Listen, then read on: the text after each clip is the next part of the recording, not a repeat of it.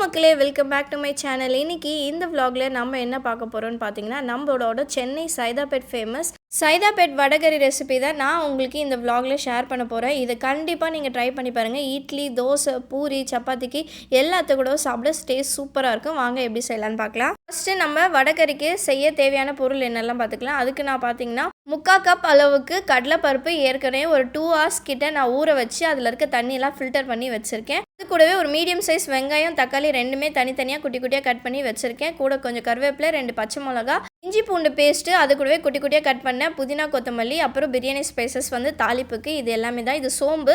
அது கூடவே மசாலாவுக்கு பார்த்தீங்கன்னா தனியாத்தூள், மிளகாத்தூள், கரம் மசாலா, உப்பு, இது மட்டும்தான் தேவையான பொருட்கள். இப்போ நம்மளோட வடகறியை செய்ய ஸ்டார்ட் பண்ணிடலாம். அதுக்கு நம்ம ஏற்கனவே கடலைப்பருப்பு ஒரு 2 மணி நேரம் ஊற வச்சு அந்த தண்ணியெலாம் ஃபில்டர் பண்ணி வச்சுருக்கோம்ல, இந்த கடலைப்பருப்பு எல்லாமே ஒரு மிக்ஸி ஜாரில் சேர்த்து நல்லா கொரன்னு அரைச்சிக்கோங்க. இதில் எதுவுமே சேர்க்காதீங்க.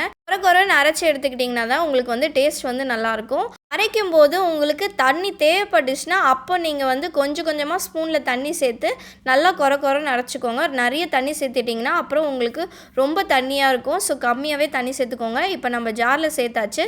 இப்போ இதை மூடி போட்டு நல்லா கொரன்னு அரைச்சி எடுத்துகிட்டு வந்துடலாம். இப்போ பார்த்தீங்கன்னா கடலைப்பருப்பை இந்த மாதிரி நல்லா கொரன்னு அரைச்சி எடுத்தாச்சு. இப்போ இதில் பார்த்தீங்கன்னா 2 பொருள் தான் சேர்க்க போகிறது. அது என்னன்னு பார்த்தீங்கன்னா, ஒன்று உப்பு, அது கூடவே 1/4 டேபிள் ஸ்பூன் மஞ்சத்தூள்.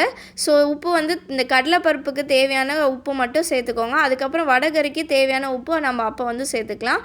இது கூடவே மஞ்சத்தூள் கொஞ்சமாக சேர்த்துட்டு இப்போ இதை மிக்ஸ் பண்ணிவிட்டு இதை நம்ம ஆயிலில் ஃப்ரை பண்ண போகிறோம். எதுக்காக பார்த்தீங்கன்னா, இது ஆயிலில் ஃப்ரை பண்ணாது. இது சைதாப்பேட்டில் வடகறியில் செய்கிறாங்கல்ல, அவங்க ஃப்ரை பண்ணி தான் போடுவாங்க. டீப் ஃப்ரை பண்ண மாட்டாங்க. நான் அதை எப்படி ஃப்ரை பண்ணணுன்ட்டு வறுக்கும்போது சொல்கிறேன். இதை ஒரு சிலர் பார்த்திங்கன்னா இட்லி தட்டில் வச்சு ஸ்டீம் பண்ணியும் செய்வாங்க. ஒரு சிலர் பார்த்திங்கன்னா தவாவில் அடை மாதிரி திரட்டியும் செய்வாங்க. But Saidapet vadacurry original recipe பார்த்திங்கன்னா அவங்க ஆயிலில் ஃப்ரை பண்ணி தான் போடுவாங்க. ஸோ மற்றபடி நீங்கள் ஸ்டீம் பண்ணுறதா இருந்தாலும் சரி, இல்லை அடை மாதிரி பண்ணுறதா இருந்தாலும் சரி, எப்படி வேணாலும் நீங்கள் செஞ்சுக்கலாம். இது நான் செய்கிற ரெசிபி தான் இது. இப்போ பார்த்தீங்கன்னா மாவு நல்லா மிக்ஸ் பண்ணி வச்சாச்சு, மஞ்சத்தூள், உப்பு போட்டு. இப்போ ஒரு கடாயில் கொஞ்சமாக எண்ணெய் ஊற்றி, எண்ணெய் நல்லா சூடானதுமே இப்போ நான் எப்படி கொஞ்சம் கொஞ்சமாக மாவு இப்படி போண்டா மாதிரி போடணும், அந்த மாதிரி எல்லா இடத்துலையும் போட்டு எடுத்துக்கோங்க. அடுப்பை ஒரு கொஞ்சம் மீடியம் ஃப்ளேம்லேயே வச்சுக்கோங்க. ரொம்ப ஹை ஃப்ளேமில் வச்சுட்டிங்கன்னா உங்களுக்கு வெளியில் கிறிஸ்பியாகவும் இருக்கும். அது இல்லாமல் டக்குன்னு கலர் மாறிடும். இது நீங்கள் எப்படி ஃப்ரை பண்ணணுன்னு பார்த்தீங்கன்னா, ஜஸ்ட்டு கிறிஸ்பியாக இருந்தால் போதும், கலர் மாறக்கூடாது. வடைலாம் நம்ம ஆயிலில் ஃப்ரை பண்ணும்போது நம்ம என்ன பண்ணுவோம், அது 2 சைடும் நல்லா ப்ரௌன் ஆகிற அளவுக்கு ஃப்ரை பண்ணுவோம். இது அந்த அளவுக்கு ஃப்ரை ஆகணும்னு அவசியமே இல்லைங்க. இந்த போண்டா மாதிரி போட்டுட்டு ஒரு 5-10 நிமிஷம் கழித்து அடுப்பு மீடியம் ஃப்ளேம்லேயே வச்சு பார்த்தீங்கன்னா, ஒரு சைடு நீங்கள் போட்டிருக்க ஒரு சைடு நல்லா கிறிஸ்பியாக மாறிடும். மறுபடியும் திருப்பி போட்டு ஒரு 5 நிமிஷம் கழித்து பார்த்தீங்கன்னா இன்னொரு சைடும் கிறிஸ்பி ஆகிடும். இப்போ நான் உங்களுக்கு காட்டுறேன் பாருங்கள். இப்போ பார்க்கும்போதே தெரியும் நல்லா மொறுன்னு இருக்குது. ஸோ இந்த ஸ்டேஜில் நீங்கள் டக்குன்னு எடுத்து தனியாக ஒரு தட்டில் வச்சுருங்க. நீங்கள் இன்னும் கொஞ்சம் நேரம் வச்சிங்கன்னா உங்களுக்கு டக்குன்னு கலர் மாறிடும். இதுக்கு வடகறிக்கு கலர் மாறக்கூடாது.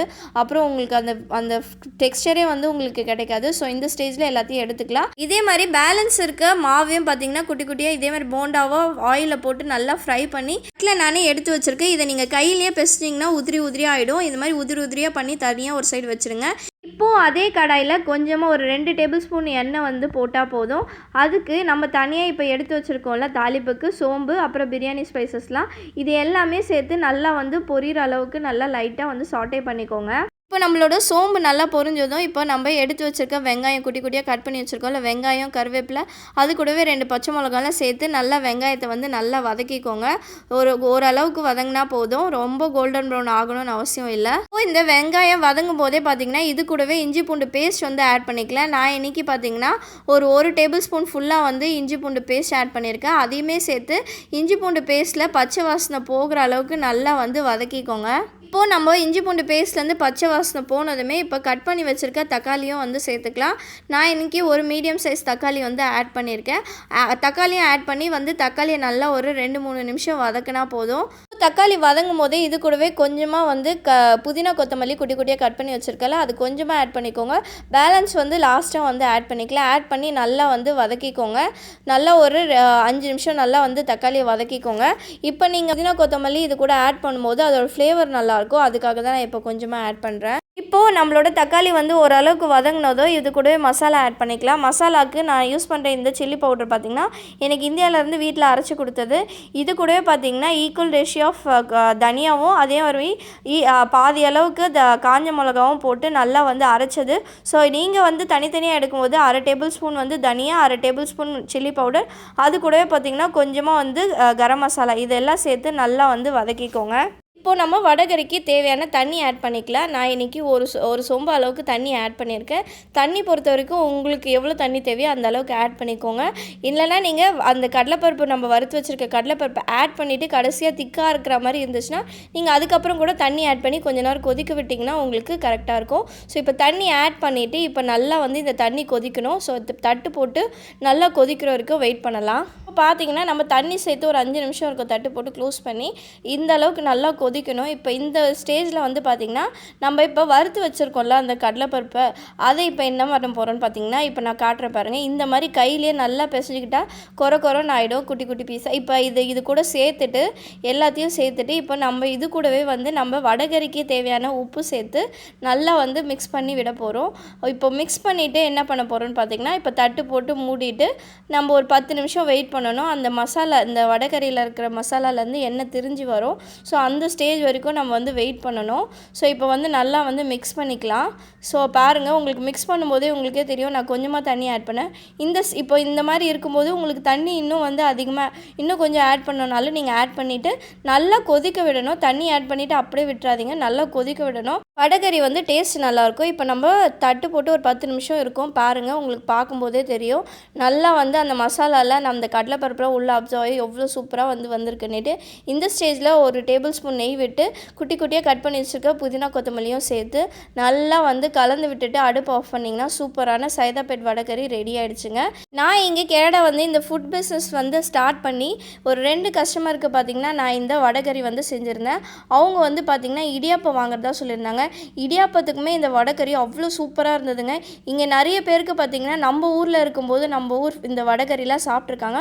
பட் இங்கே வந்து பார்த்திங்கன்னா பெரும்பாலும் நிறைய பேருக்கு இந்த டிஷ் வந்து தெரியவே இல்லை. இதுவும் இங்கே கேனடாவில் பார்த்திங்கன்னா நிறைய வந்து மலையாளிஸாக இருக்கட்டும், தெலுங்காக இருக்கட்டும், நம்ம தமிழ் பீப்புள், ஸ்ரீலங்கன் பீப்புள் எல்லாருமே சரி எல்லாருக்குமே வந்து ஃபங்க்ஷன்ன்றப்போ எல்லாருமே மிக்ஸ்டு பீப்புள் தான் இருப்பாங்க. எல்லாருக்குமே பார்த்திங்கன்னா நம்ம ஊர் வடகறி ரொம்பவே பிடிச்சிருந்தது. எல்லோரும் வந்து கேட்டிருந்தாங்க இது என்ன டிஷ்னு. ஏன்னா அவங்களுக்கு ஒரு சிலருக்கு அதோட பேரே தெரியல. அவங்களுக்கு சொன்ன பிறகு தான் நல்லாயிருக்கு ரொம்பவே சூப்பராக இருந்துச்சுன்னு சொல்லிட்டு போனாங்க. இன்றைக்கி இந்த வடகறியை நாங்கள் எல்லாம் எப்படி சாப்பிட்டோன்னு பார்த்திங்கன்னா சுட சுட இட்லி ஊற்றி அது கூடவே நம்ம ரெடி பண்ணியிருந்த அந்த வடகறியை வச்சு நாங்கள் இட்லியோடு சேர்த்து சாப்பிட்டோம். டேஸ்ட்டு ரொம்பவே நல்லா இருந்துச்சுங்க. பாருங்கள் கன்சிஸ்டன்சி நமக்கு அப்போ பார்க்கும்போது எப்படி இருந்தது, இப்போ வந்து கடலைப்பருப்புலாம் போட்டதுனால இன்னுமே வந்து நம்மளுக்கு அந்த வடகறி ரொம்பவே திக்காகிடுச்சு. அவ்வளோதாங்க நான் செஞ்சுருந்தேன் இந்த வடகறி ரெசிபி உங்கள் எல்லாருக்கும் ரொம்பவே பிடிச்சிருக்கும்னு நான் நம்புகிறேன். இந்த ரெசிபியை நீங்கள் கண்டிப்பாக ட்ரை பண்ணி பார்த்தீங்கன்னா எப்படி இருந்துச்சுன்னு மறக்காமல் கமெண்ட் செக்ஷனில் சொல்லுங்கள். வேறு ஏதாவது டவுட் இருந்தாலும் மறக்காமல் கமெண்ட் செக்ஷனில் கேளுங்க. கண்டிப்பாக நான் உங்களுக்கு ஷேர் பண்ணுறேன். இதே மாதிரி அடுத்த ஒரு vlogல உங்கள் எல்லோரையும் மீட் பண்ணுறேன். பாய்.